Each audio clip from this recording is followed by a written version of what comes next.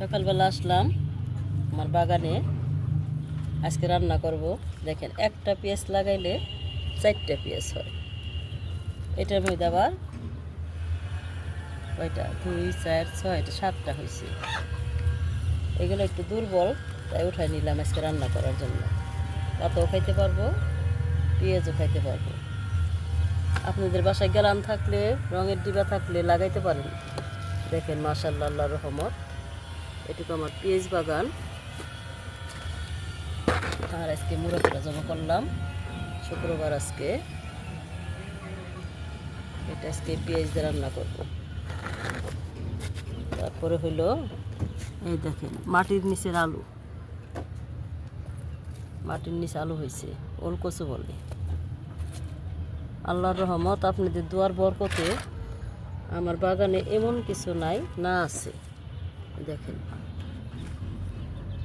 ভিডিওটা ভালো লাগলে লাইক কমেন্ট শেয়ার করবেন। আসসালামু আলাইকুম।